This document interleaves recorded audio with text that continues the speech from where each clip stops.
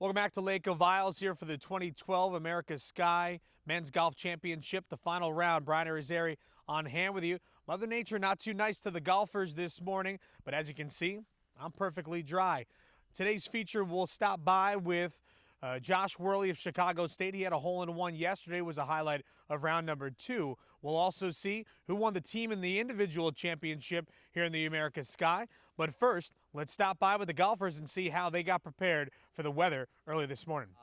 Well, originally I had 3 layers on, and then they all got soaked, and I had a towel around my arms in the cart. And being from Seattle, it's kind of normal, but this is a lot more rain than we're used to, and I mean, I had to abandon the rain pants because they weren't working after about 7 holes. Like, we're from Houston. I haven't had a jacket in 3 months, you know, so it was tough. Yeah, I mean, at the turn I came in here and tried to wring out my rain gloves, but I had, Under Armour, long sleeve, rain jacket, rain pants. I had it all on, and I needed it all on for sure. It was cold. Yeah, we had sweatshirts on for some of the time with raincoats over it, and then we had fleece pullovers. We didn't have just one outfit or uniform for today. We had probably everything we brought. We had it on at some point today. Just everything really, from like hand warmers, umbrella, just obviously waterproofs. Just we needed everything out there today. It was really cold and wet, and it was just miserable. I came in, my card was completely ruined. I couldn't even write a number on it. Everything's wet through. Yeah, everything's completely wet through. Being in South Texas, I'm not used to these conditions, but rain gear over rain gear, switching gloves every couple holes. It was a little nerve-wracking, to be honest, just because you couldn't even hold on to a club. It was pretty rough out there. The course is hard enough, and it just made it ridiculously hard, and there was hardly any low scores, but you just had to grind it out today. The rain helped me. I played my best round today somehow. So, golf's a stupid game, I guess. Describe the course today in one word. Brutal. Grind. Regret. I don't even know. It was awful. Challenging. Let's just go with that. Brutal. That's the only word I can think of. It was just really, really tough. Brutal. 2 words, not fun. I can give you 2, but I'll go with 1. I'll give you guys challenging as 1. I don't think I can say that. Thanks, guys. Highlight of yesterday's round was a hole-in-one on hole number 11. This is Josh Worley, and got a hole-in-one. I heard it's your first ever hole-in-one, so tell us a little bit about how it panned out and then your reaction. It was just a rough day yesterday. It was like 30-mile-an-hour wind gusts. It was kind of cold. The round wasn't going so great, but just stuck it to it. I was just trying to just stick it out. Hit like a nice little easy 6, like a slight draw, and it knocked like 4 feet from the cup, and it kept rolling. I didn't see it drop in, okay. and I'm staring at it. I'm like, okay.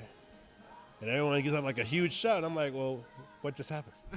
It was like, it went in. I'm like, are you serious? Like, no way. And I just couldn't believe it for like the first 5 minutes. I was just dumbfounded. It was unbelievable. That was your first ever? Very, very first hole-in-one. Yeah, definitely. Today, obviously, the conditions changed due to the weather with rain coming on out. How did it have to change your game? Obviously, you're trying to carry off of your success there, but how did it affect your game today? I think it affected not just my game, but a lot of other players' games. It was definitely still windy, very, very cold and rainy. A lot of grips were wet, soaked all the way through to the actual shafts. Just stuck it out still. Golf is a wonderful sport, but you got to take what Mother Nature gives you, whether it's sunshine and dry grass or clouds and 30-degree weather, freezing cold. But it's still fun though. I loved it. I had fun. I don't know about everybody else, but I had fun playing in there. All right, well, congratulations on your hole-in-one, and safe travels back to Chicago. Thank you. Thank you very much. All right, that is Josh Worley, the highlight of the entire round here. A hole-in-one, his first ever on hole number 11 here at Lake of Isles.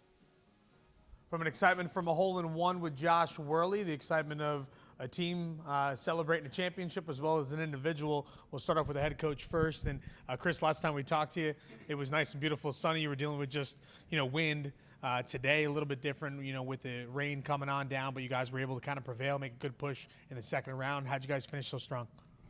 We finished real strong just because we have really good golfers on our team. I mean, they're, like I said at the beginning, they're a bunch of grinders, and they go out there and manage their game. And we went into this round knowing it was going to be raining. In our meeting last night, we talked, so we anticipated the cold conditions. I think maybe not enough because it was really cold out there for our guys. But I think they got their mindset. They knew it was going to be wet, and they knew they were going to get wet. And luckily enough, it kind of cleared up for our back nine to get a few more birdies and kind of kick our lead down a little bit lower for our score today. So, were you doing a little more running around today than you normally would do, trying to get these guys maybe towels or some hand warmers? Yeah, we did a little bit more. We had a little different strategy today. My director of golf, David Sutherland, was out there helping out with some guys and walking with some players, keeping their head in it and giving them some towels. And I actually took some clothes off of myself and gave them to one player because he was getting too wet. So, different strategy. And then, Cameron here winning the tournament, I like to hang out with an individual leader the last few holes and get him in, and it was really great to see him come in and finish and shoot a really great score out here today, even par. So, yeah, it was good.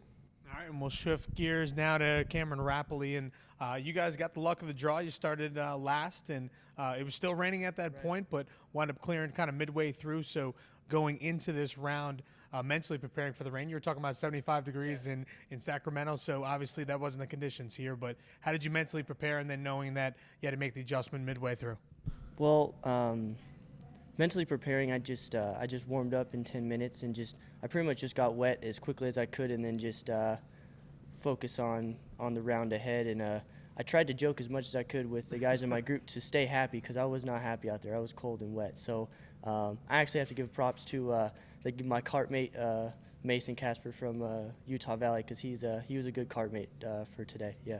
To help me. We wound up following you on the final two holes, 17 and 18. Seemed like you didn't even think that it was wet out there. But what kind of stuff were you doing towards the tail end to make sure that you were getting pars and getting birdies? Well, 17 I didn't hit driver for sure, because that's I can't get there, so that'd be a dumb play for me. So I hit 4-iron and wedge, and then 18 I had to hit driver because I can't fly the water if I don't hit driver. So that was a tough hole. And then I had my last shot was a 120 shot. Just play it to the middle right of the green. I guess I had some adrenaline because I airmailed the green, but it was still fun to hit some good shots coming in and close it off with 2 pars. And finally, the one thing here in golf you're looking for is consistency, and you were the only player to be consistent, even though you traveled from one coast to the other. How were you able to stay consistent? Try and get as much sleep as possible. I didn't experience jet lag as bad as I thought I would. Just try to get as much sleep as possible, and I studied a little bit this morning actually to get my mind off of the rain, because I looked outside the window and it was raining and cold, so I decided to open up that finance test, that same thing, and study a little bit. So yeah, that's how I got. Just to keep my mind off that weather. Yeah. All right, well, that is Sacramento State's Chris Hall with the team championship, as well as Cameron Rappleye with the individual championship. We'll go ahead and take a look at the final standings.